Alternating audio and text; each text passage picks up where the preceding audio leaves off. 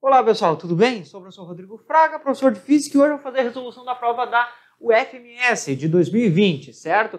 Mas bem, antes de eu começar, peço para se inscrevendo no canal, curtindo o vídeo se gostar da resolução e também qualquer dúvida ou sugestão pode colocar nos comentários, certo? Lembrando aí da campanha dos 10 mil inscritos, que quando eu chegar aos 10 mil, vou fazer os últimos, no mínimo, 5 anos das questões do Enem separados por assunto, para entender como é que funciona, né? Como é que é cobrado cada determinado assunto de física no Enem. Então, ajuda aí, se inscreve, pede para os amigos se inscreverem também, para a gente poder trazer essa novidade para cá, certo? Mas bem, começando então, eu vou colocando as questões, dá tempo para vocês lerem, daí, sequência, eu vou fazendo a resolução, certo? Então, botando aí a primeira questão, aqui temos uma questão de ondulatória. Ele pede para determinar qual o comprimento de onda máximo que eu consigo ter para o sinal de Bluetooth, sabendo que o sinal compreende esta faixa de frequência. E o Bluetooth é nada mais do que uma onda eletromagnética. Mais especificamente, é uma onda que está dentro da faixa das ondas de micro-ondas, certo? Só que uma faixa diferente daquela utilizada no forno de micro-ondas, ok? Para diferenciar os dois, certo? Então, bem, como estamos trabalhando com ondas, vale lembrar a relação aqui, a equação para ondulatória, onde temos que V, velocidade, é igual ao comprimento de onda, vezes a frequência. Como precisamos encontrar o maior comprimento de onda, é conveniente aqui isolarmos lambda, ou seja, vamos ter V sobre F. Ok? Onde V é o que? V é a velocidade. No caso, a velocidade c da luz, pois toda onda eletromagnética se propaga a velocidade da luz no vácuo. E F, a frequência. Então, bem, veja aqui que temos para encontrar o maior comprimento de onda, percebe que eu consigo ter o maior valor para lambda quando eu tenho o menor valor de F. Quanto menor o denominador, maior o meu resultado, certo? Então, com isso, eu posso dizer que o comprimento de onda máximo é igual à velocidade c da luz, que é o V, pela frequência mínima do sinal, certo? E a frequência mínima está sendo dada aqui, ó, do Z, 2.400 MHz. Tá? E aí vem um ponto importante, que é qual? Nós primeiro alterar isso aqui para Hertz unicamente. Vamos ter que trabalhar em notação científica. Este mega ele não está presente no sistema internacional, ele é um prefixo, ok? Então, vamos mexer naquela frequência. Olha só, 2.400 MHz, certo? Sabemos que o mega é o equivalente a, fazer com outra cor aqui, é o equivalente a 10 na potência 6. Tá? E 2.400 podemos escrever como 2,4 vezes 10 na 3. Certo? Aqui também notação científica. Juntando esses dois, vamos ter 2,4 vezes 10 na 3 mais 6, 9 Hz. Ou seja, a frequência, a menor frequência dessas ondas de micro-ondas, ou do sinal Bluetooth. Ok? Tendo este valor, podemos fazer agora a substituição aqui. Ó. C, 3 vezes 10 na 8 metros por segundo. Sobre a frequência, 2,4 vezes 10 na 9 Hertz, só que Hertz a gente sabe que é por segundo, certo? Que é a unidade de frequência. E vemos aqui que podemos cortar o S com S, sobrando apenas metro, que é a unidade de comprimento de onda. 3 divididos por 2,4, ok, é igual a 1,25. 10 na 8 sobre 10 na 9 vai dar 10. 8 menos 9, 10 na menos 1. que é a mesma coisa que 1,25 divididos por 10, né? Pois isso aqui, 10 na menos 1, expoente negativo é 1 sobre 10. Multipliquei esse 1,5 com este 1, deu 1,25, né? E 1 sobre 10. Ou seja, o nosso comprimento de onda máximo é igual a 0,125 metros, né? Aí ficamos com a alternativa de letra A. Aí, primeira questão resolvida, certo? Bem, indo para a próxima questão.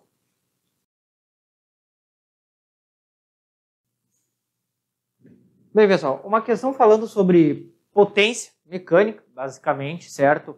Embora ele fale de velocidade, distâncias, dá a entender do MRUV, de linha reta, ok? Não precisamos saber desses pontos, certo? Bem, o que acontece? Pede para eu determinar a potência, né? A potência do motor. Bem, potência, certo? Tem a expressão que a gente calcula, que é variação da energia mecânica pela variação do tempo, só que não temos intervalo de tempo, muito menos o intervalo, né, a variação de velocidade, variação de energia, pois a velocidade é constante, de forma que nós poderíamos pensar em termos de trabalho, certo? Só que aí, novamente, o que acontece? Não temos também como calcular o trabalho, mas temos uma informação importante que é as forças de atrito que o carro de Fórmula 1 sofre, ok?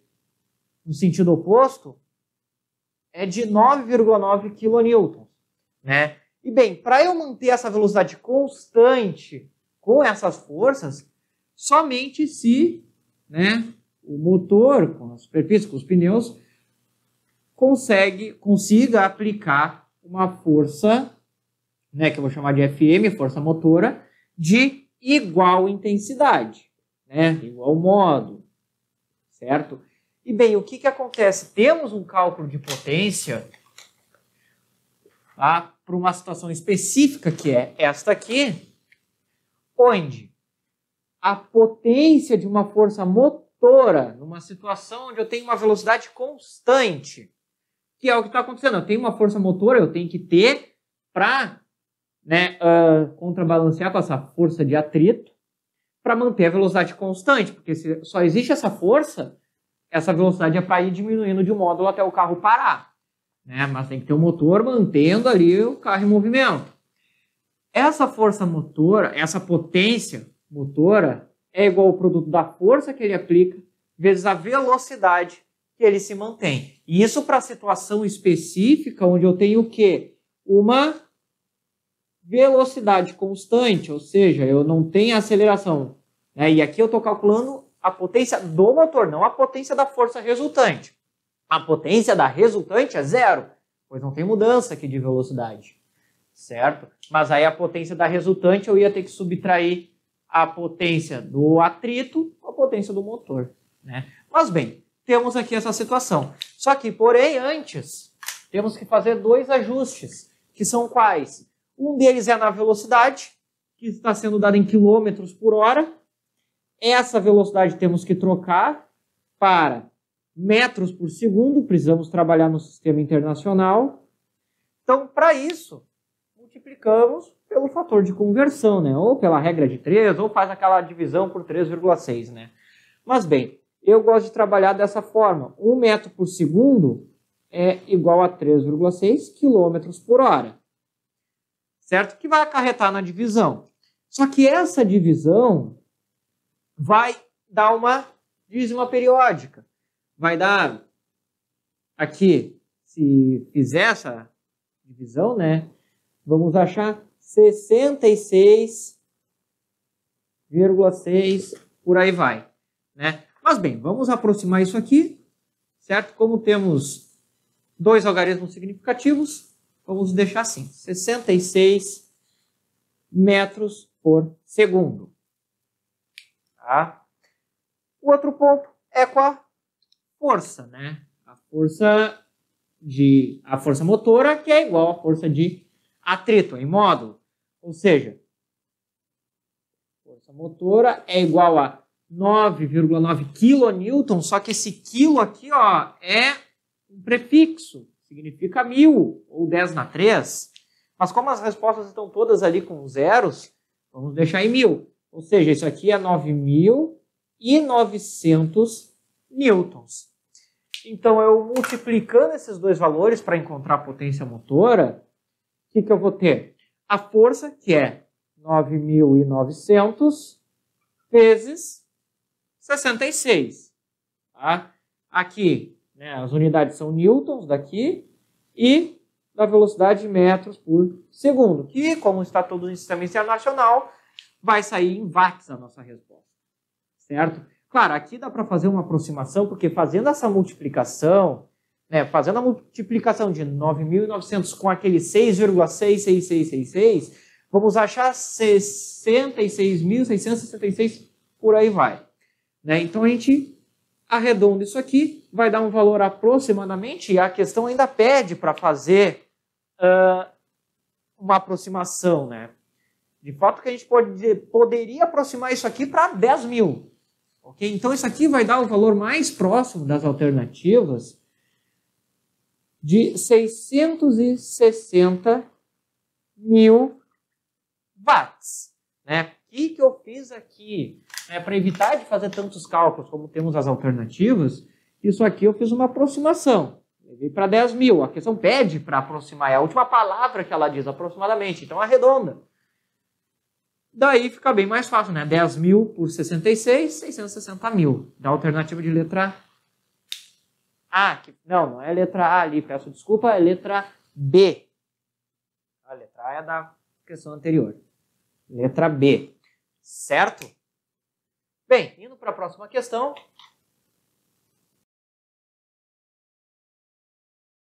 Bem, essa questão envolve conservação de quantidade de movimento.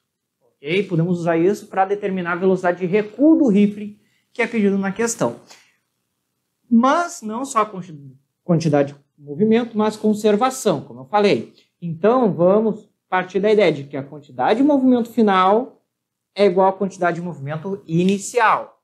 Lembrando que a quantidade de movimento de um sistema é uma grandeza vetorial, que é igual ao produto da massa pela velocidade. Né? E como é uma grandeza vetorial, a gente tem que tomar cuidado com a questão do sentido.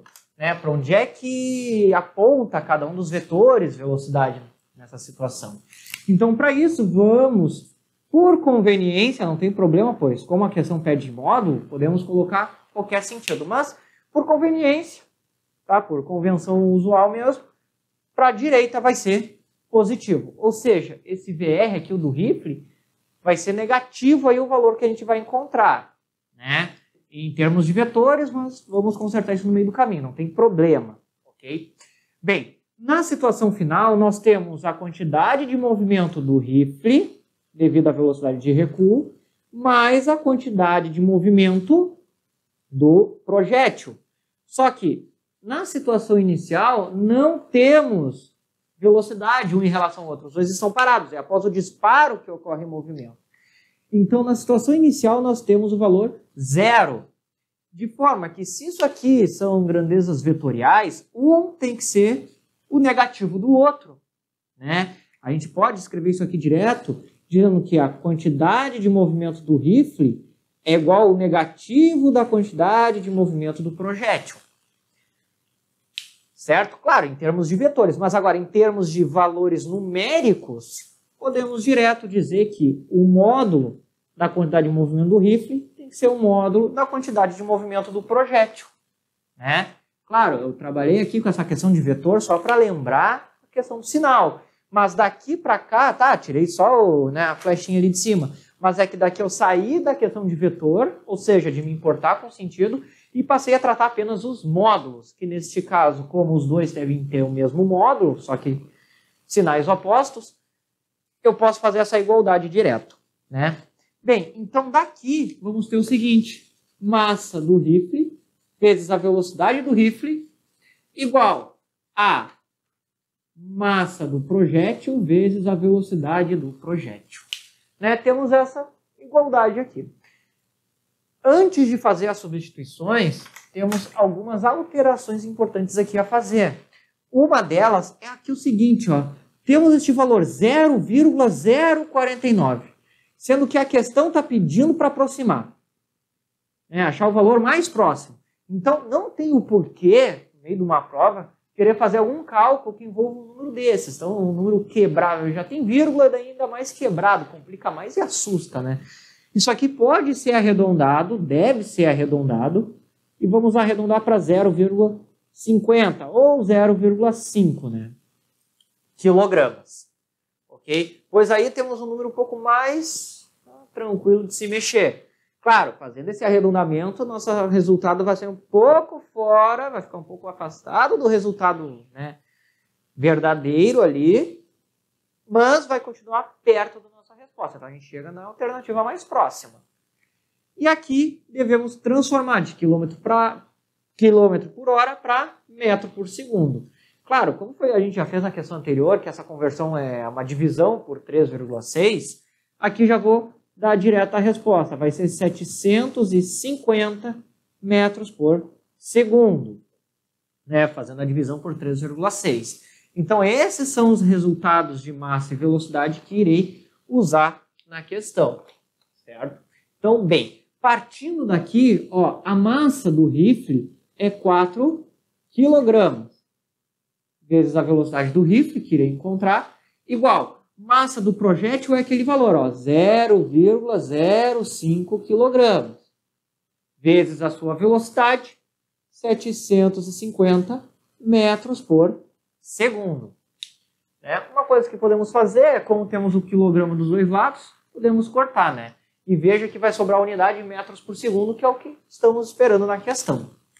Daqui, então, 4VR vai ser igual a, fazendo essa multiplicação 0,05 vezes 750, vamos encontrar o resultado 37,5 metros por segundo. Este 4, vamos passar para o outro lado, dividindo, né? Então, VR vai ser igual a 37,5 divididos por 4, aí a unidade em metros por segundo. Só que, bem, essa divisão dá para perceber que o 37,5 é próximo de 36 e essa divisão daria 9, né? Então vai ser 9, alguma coisa. Aqui, mais precisamente, vamos achar 1,5 por 4, 7,5, 99,375, né? Fazendo a divisão exata, metros por segundo. Só que, claro, como a gente quer achar o resultado mais próximo, né, das alternativas, e levando em consideração que a gente fez esse arredondamento aqui para justamente facilitar essa multiplicação, que eu não vou só resolver a questão, mas vou mostrar como é que a gente pode fazer na hora da prova. Isso aqui está muito próximo ali da letra D, que é o 9,1. Então está muito próximo do nosso resultado, 9,1 metros por segundo. Vai ser então nossa resposta, né? Eu sempre posso fazer esses arredondamentos, assim como na questão anterior, desde que seja alguma coisa, né, vamos dizer assim, entre aspas, leve. Não posso arredondar, sei lá, 750 para 1000 para facilitar, aí já é demais. Mas 0,049, tá? Precisamos, certo? Então, bem, botando a próxima questão. Bem, pessoal, aqui é uma questão envolvendo dilatação térmica, tá? Dilatação volumétrica, sendo mais preciso, onde temos dois líquidos, A e B, ok? Os dois dentro de um recipiente com as dimensões marcadas aqui no quadro, e esse recipiente com esses dois recipientes completamente cheios do líquido A e do líquido B. Tá? Bem, quando colocados nesses recipientes, eles são acondicionados a temperatura de 15 graus e, quando chegam ao laboratório, chegam a uma temperatura de 45. De forma que, observando, né, este comportamento, a variação de temperatura, que é o próprio T menos T0, vai dar 30 graus Celsius. A variação de temperatura aqui, a mudança que ocorreu.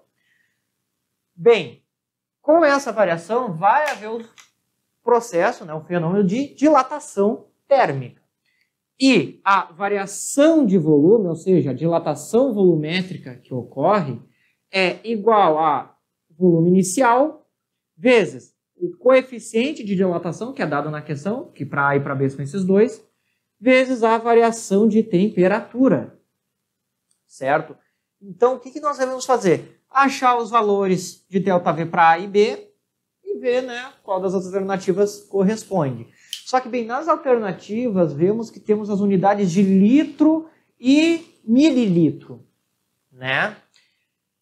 Para facilitar, temos uma seguinte ideia, que 1 litro é o equivalente a 1 decímetro cúbico. E podemos usar isso a nosso favor. O que é o decímetro cúbico? É o décimo de metro. Né? Então, podemos transformar esses três valores em decímetros e, calculando o valor disso aqui, que daí é um paralelepípedo, né? Encontrando o nosso resultado em decímetros cúbicos, que é o equivalente a litros. Então, transformando todos aqui, vamos ter aqui 3 decímetros, né? Que o decímetro é o décimo do metro, então tem 3 décimos de metro, 3 decímetros. Aqui 2 e aqui 8. Tá? Igual. Ok? Então, primeiramente, calculamos o volume do recipiente e o volume, que é o volume V0, tá? Vai ser multiplicação das dimensões, ou seja, botando em ordem crescente aqui, 2 vezes 3 vezes 8. Ou seja, o volume inicial dos dois líquidos, né, que são contidos no recipiente, é 48 decímetros cúbicos, pois todo mundo aqui é decímetro. Então, é decímetro vezes decímetro vezes decímetro. Decímetro cúbico, que é igual a 48 litros. Ou seja, esse é o volume de líquido que eu tenho dentro do recipiente, de A e de B, é o mesmo recipiente. Com isso, o nosso valor de dilatação vai se dar em termos de litros, né? E faremos a seguinte cálculo agora, então. Calcular os ΔV. ΔV de A, certo? E o ΔV de B. Fazer os dois ao mesmo tempo. Os dois vão levar em conta o volume inicial, ou seja, 48 litros, vezes os respectivos coeficientes, ou seja, 1,4 vezes 10 na menos 3, tá? E aqui, por graus Celsius, né? Só que antes, esse 10 na menos 3 a gente pode trocar pelo seu valor numérico mesmo, que 10 na menos 3 é 10 ao cubo denominador, ou seja, por 1000. Isso aqui é uma divisão por 1000. Né? Vou botar aqui o grau Celsius, porque como ele tem um expoente negativo, posso puxar para baixo, né? Mas não tem muito o que se preocupar aqui. Aqui, a mesma coisa, 1000 graus Celsius, vezes a variação de temperatura, ou seja, 30 graus Celsius, né? Bem, aqui, só vou mostrar que o nosso resultado vai sair em litros, porque é o que vai sobrar, vou cortar Celsius com Celsius, Celsius com Celsius, tá? Para os dois casos, vamos ter o seguinte, vamos ter 30 vezes 48. Então, aqui, para o ΔVA, 30 vezes 48 vai dar 1.440. Né? Já divididos por 1000, aqui, e vezes esse 1,4. Aqui, para o ΔVB, mesma coisa. 1.440 divididos por 1000, que esse 1000 puxei para cá, e 1,3. Tá? O que eu fiz? Resolvi esses dois, né? Só separar aqui, né, para não confundir mais. Resolvi esses dois e puxei o 1000 para cá, né? Bem, e o nosso resultado em litros, que é a unidade final. Para os dois, vamos ter o mesmo resultado aqui, ó. Esse valor, essa divisão, dá 1,44. E vou multiplicar por 1,4 e depois por 1,3. vamos ter os seguintes resultados. Olha só. Aqui eu vou ter 2,16 litros. E aqui eu vou ter 1,872 litros. Né? É importante, ok, neste caso, ter essas unidades. Até porque é uma multiplicação, então vai ter que fazer a multiplicação de qualquer maneira. Não tem por que arredondar, tá? Mas, sabendo que cada litro é 1000 ml, isso aqui é o equivalente a 2016 ml. E esse aqui é o equivalente a 1872 ml, ou seja, mililitros. Falando ml, que é o nosso comum, né? Então, veja, o que é esse ΔV? É o quanto dilatou. Mas como os líquidos estão... o recipiente, né, está totalmente preenchido pelos líquidos, qualquer dilatação vai ocasionar um transbordamento dos mesmos. Né? E desconsiderando, né, os efeitos de dilatação do recipiente, porque poderia ter também, né? Isso aqui é o volume que vai transbordar de cada um. Então, em A, pelas alternativas, eu tenho uma quantidade do líquido A transbordado maior que 2.000 ml. Por mais que seja bem pouquinho, é maior. E para B, entre 1.800 e 1.900, que é o que está aqui, né? 1.800 e 2.000, não lembro a alternativa, é 1,8 e 1,9 litros, que é o que está aqui. Então a gente fica nessa situação com a letra B. Acho que é essa. Isso. Tá? Ficamos com a letra B. Nem precisava transformar esses dois, né? Certo? Mas aí, por via de regra, por via de dúvidas, sempre bom fazer essa atividade aqui. E bem, indo para a nossa última questão. Bem, pessoal, essa última questão não tem cálculo aí, é mais o conceito mesmo. Só que temos um pequeno problema de coerência aí, não pequeno não, um problema grave que poderia ter levado a questão a ter sido anulada. Que é o seguinte, o goleiro, né, vou fazer aqui, o goleiro tentando defender, certo? Diz que ele defendeu no canto esquerdo do gol uma bola, tá? E que ele agarrou essa bola, né? Ou seja, se ele agarrou, ele e a bola passam a atuar como se fossem um corpo só. Eles passam a andar juntos, né? Pois ele agarrou a bola, ou seja, tá ele e a bola ali juntos, tá? Só que se agarrar a bola, tá, eles juntos, é a característica principal de uma colisão do tipo inelástica. Esse agarrar a bola. O certo seria a bola ter batido no goleiro e pronto, ele não ter agarrado, ou batido na trave, alguma coisa assim. Só que a questão pede para considerar esse choque como sendo elástico. Então temos um problema bem sério com relação ao próprio conceito, o que pede para considerar e o que está acontecendo, né? Então, está acontecendo um choque inelástico, que é o ato dos dois passarem a ficarem juntos, pois o goleiro está agarrando a bola, só que a questão pede para considerar o contrário, né? Então, essa questão ela tem um sério problema de coerência. Tá? Mas, bem, considerando a colisão elástica como pede, uma colisão elástica, ou choque elástico, se caracteriza por conservação da quantidade de movimento, isso acontece em qualquer colisão. Só que o elástico, temos a variação da energia cinética também sendo nula, ou seja, conserva energia cinética.